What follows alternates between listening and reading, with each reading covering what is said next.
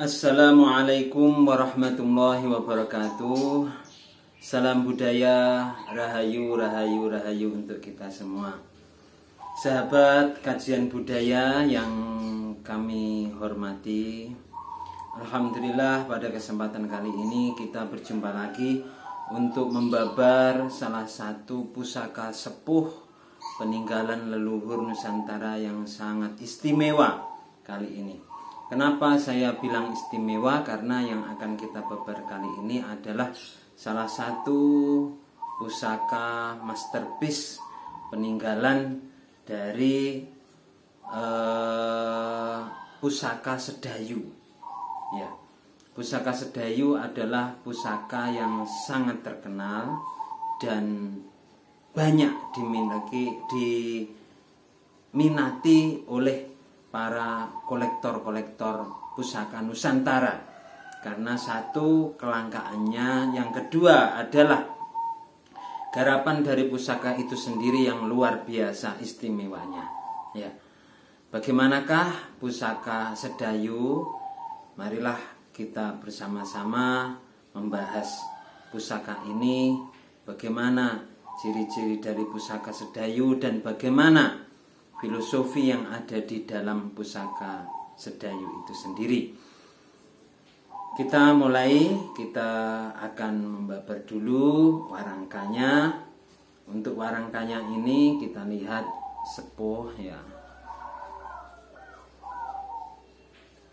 Kemudian di bagian tengahnya ini ya. Ini adalah kulit penyu. Biasanya pusaka-pusaka sepuh dahulu itu biasanya yang bagian tengah ini diisi dengan kulit penyu. Dari jenis ini akan kita coba buka pusakanya. Bismillahirrahmanirrahim. Assalamualaikum warahmatullahi wabarakatuh.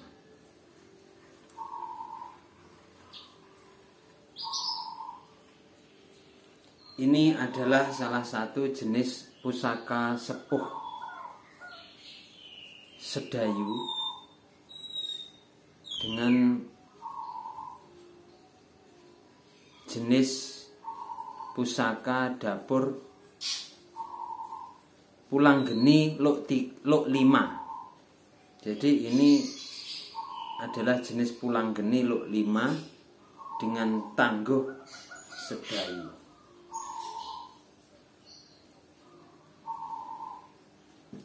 Dengan model luk sarkom lampah. Kita akan bahas dulu bagaimana pusaka Sedayu itu. Yang pertama, pusaka Sedayu itu memiliki kualitas besi yang istimewa. Jenis-jenisnya hampir mirip dengan besi Mojopahitan, baik besi maupun pamornya, akan tetapi dengan jumlah lipatan dan garapan yang lebih istimewa daripada Majapahit pada umumnya untuk jenis Sedayu itu. Jadi kalau kita lihat seperti ini, pamornya nyeprik-nyeprik. Karena ini memang era akhir Majapahit yang dikenal dengan istilah pusaka dari tempaannya Pangeran Sedayu. Untuk kita coba cermati amati besinya ini. Satu, besinya itu tempaannya luar biasa istimewanya ya. Hampir seperti lipatannya itu tidak nampak, saking tempaannya yang luar biasa istimewa dan banyaknya ya. Dengan bahan sekitar 15 kg besi, meteorit 1,5 kg baja juga seperti itu, ditempa menjadi pusaka yang bilahnya hanya seperti ini. Kecilnya dari bahan yang begitu banyaknya itu ya. Dengan tempaan, kalau dalam catatan sejarah itu sekitar 4098an tempaan untuk jenis sedayu. Tempaan yang sangat matang menghasilkan besi yang seakan-akan pori-porinya itu tidak nampak. Jadi mengkilat-kilat. Mengkilat itu ya jenisnya. Nah, jenis-jenis besi sedayu itu walaupun tidak dikasih minyak, biasanya tetap mengkilat. Jadi sedayu itu mengandalkan kualitas tempaan besi. Ciri-cirinya condong lelehnya antara lain besi sedayu itu bisa kita lihat.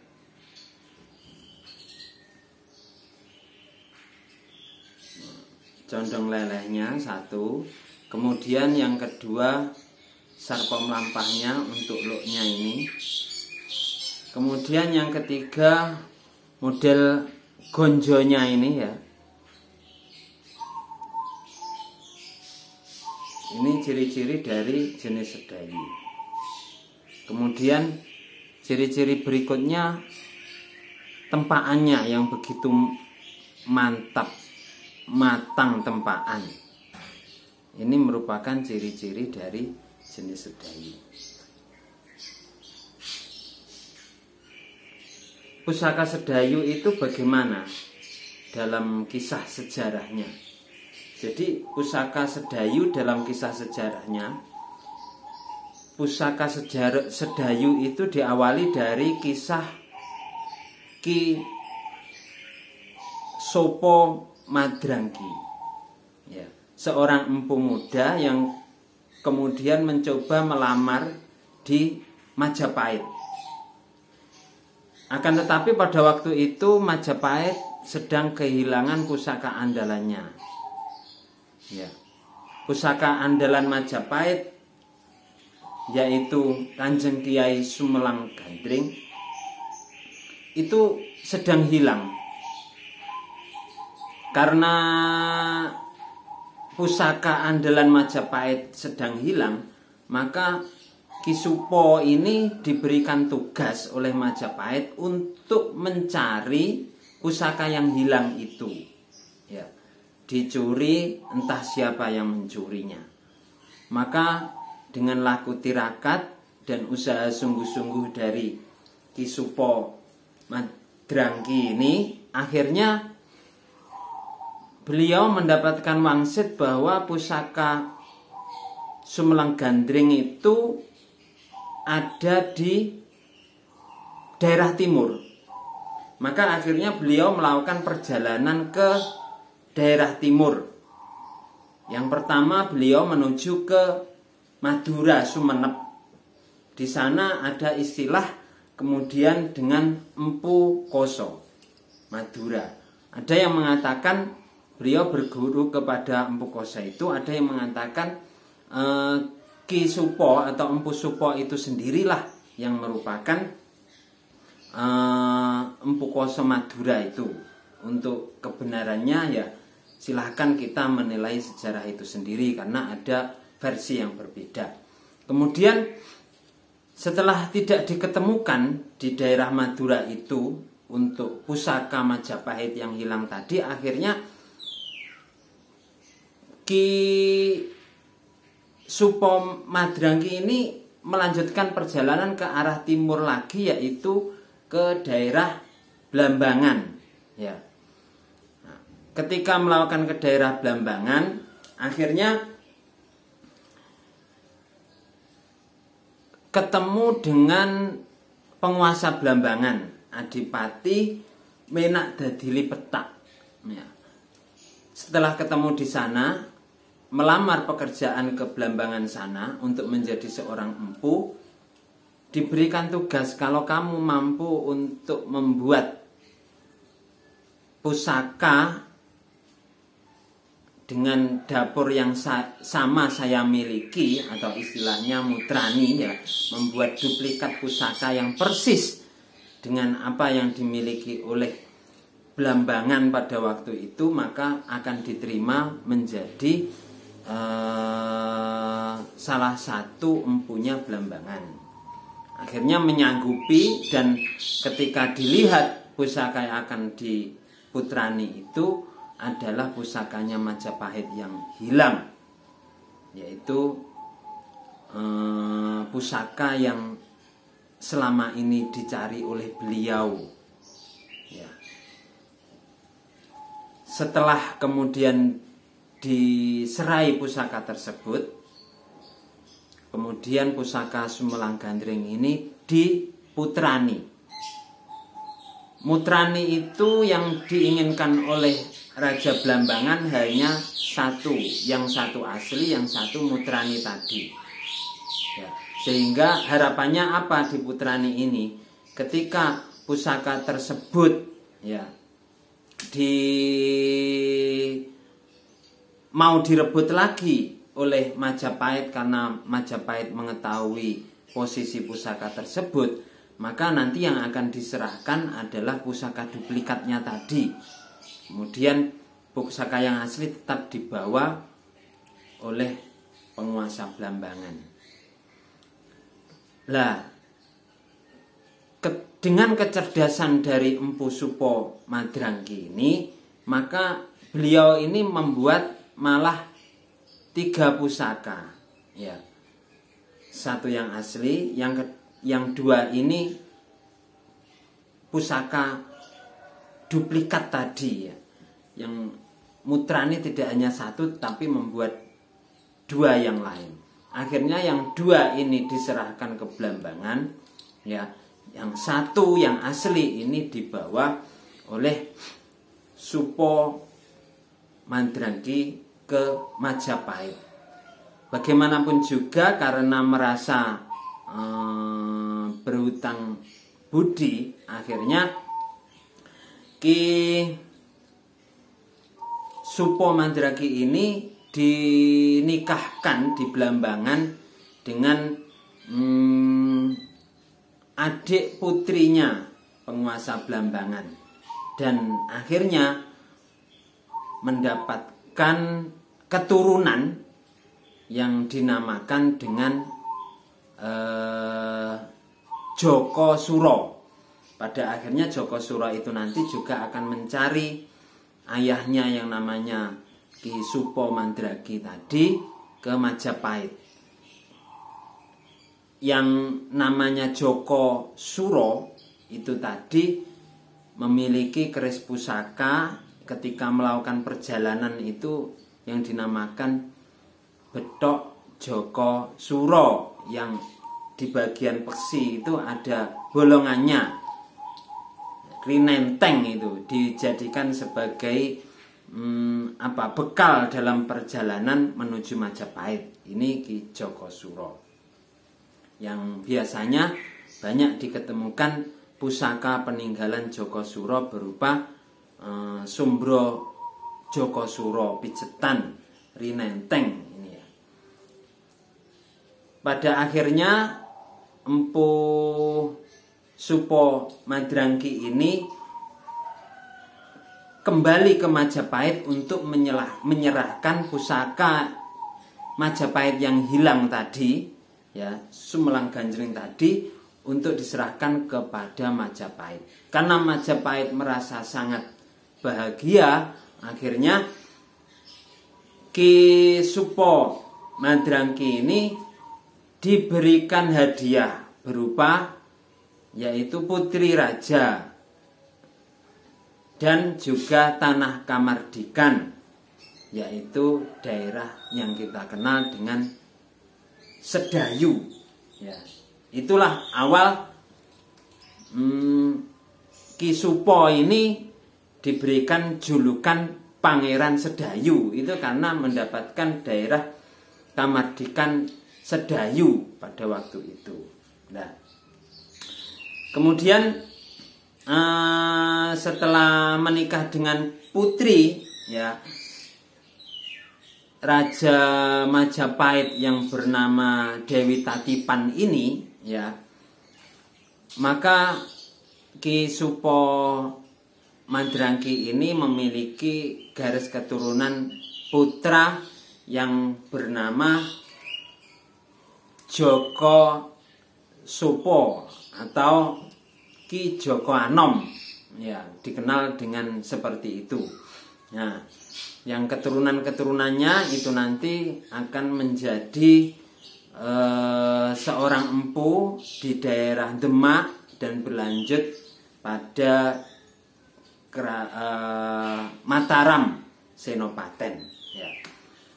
Kita kembali lagi ketika kemudian Ki Supo Mandragi ini mendapatkan daerah Kamardikan di Sedayu, akhirnya beliau ini memimpin Sedayu dan tetap mengembangkan keris pusaka.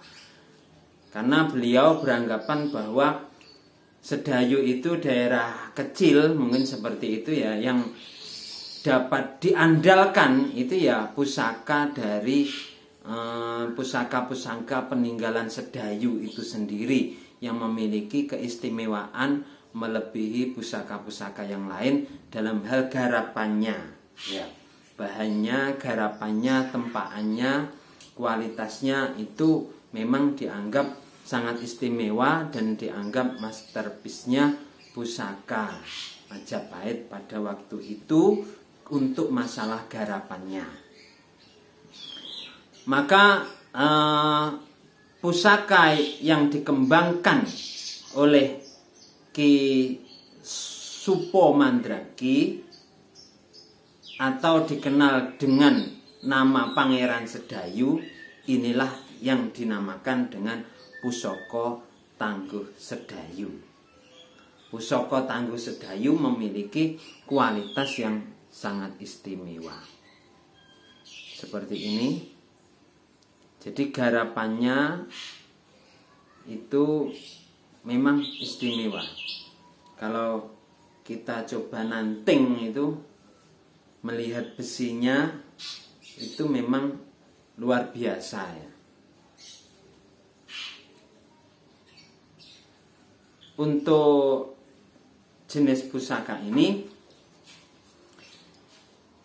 kita mencoba membuka filosofinya. Filosofi dari pusaka ini jenisnya adalah pusaka Pulanggeni Lok 5. Pulanggeni itu bermakna ratus. Sehingga Pulanggeni itu maknanya wangi-wangian yang memiliki filosofi sebuah harapan orang yang memegangnya itu akan wangi dalam hidupnya. Semua orang pasti akan suka dengan wewangian, harum. Sehingga harapannya orang yang memegangnya itu akan memiliki nama baik, harum semerbak, ratus wewangian, dupa yang mampu memberikan keharuman bagi orang-orang yang ada di sekitarnya. Sekaligus nama baiknya juga akan terus harum, baik ketika dia itu ada di dunia ini maupun ketika beliaunya sudah meninggal dunia, namanya tetap harum bagaikan seorang pahlawan. Makanya Panglima Jenderal Sudirman itu dikisahkan pusakanya adalah jenis pusaka Pulanggeni ini. Sehingga beliau alhamdulillah ya, dengan perilaku beliau yang bermanfaat untuk umat, namanya tetap harum. Baik ketika beliau masih hidup, dihormati, harum namanya, menjadi seorang pahlawan, maupun ketika beliau sudah meninggal dunia, beliau digelari sebagai pahlawan nasional yang namanya akan tetap harum, dikenang oleh bangsa ini selama-lamanya. Ini adalah filosofi dari Pulanggeni.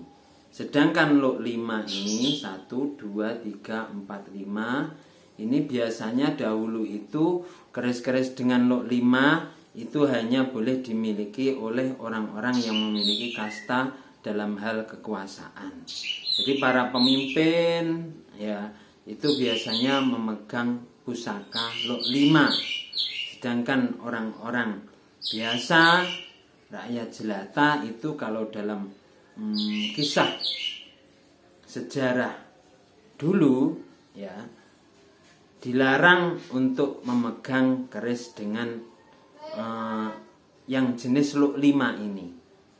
Ya, ini adalah salah satu dari filosofi ya dari keris dengan dapur pulang geni luk 5.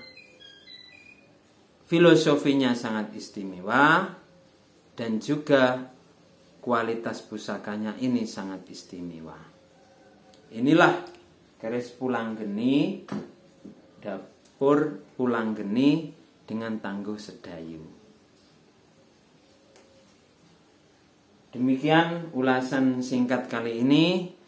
Apabila ada kekurangannya, saya sebagai manusia biasa yang terus belajar memahami dan melestarikan budaya nasional berupa pusaka, saya akan terus belajar. Apabila ada kekurangannya, mohon maaf. Semoga bermanfaat dan marilah kita bangga memiliki pusaka ini, karena pusaka merupakan warisan leluhur Nusantara yang sudah diakui oleh UNESCO sebagai peninggalan bangsa non-bendawi.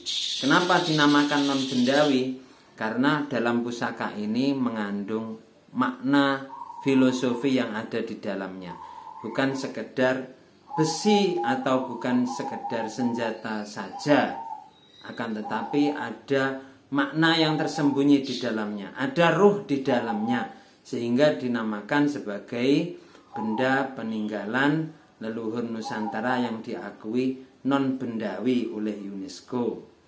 Kalau bendawi, maka pusaka ini bisa dibuat oleh orang Jepang, orang Jerman, orang Belanda bisa membuat pusaka dengan bentuk yang luk 5 model seperti ini.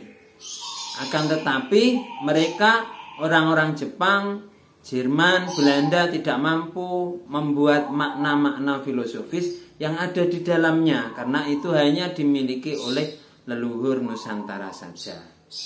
Itulah makna bagaimana pusaka itu menjadi warisan Nusantara non-bendawi. Sekian, kita masukkan lagi ke dalam warangkanya.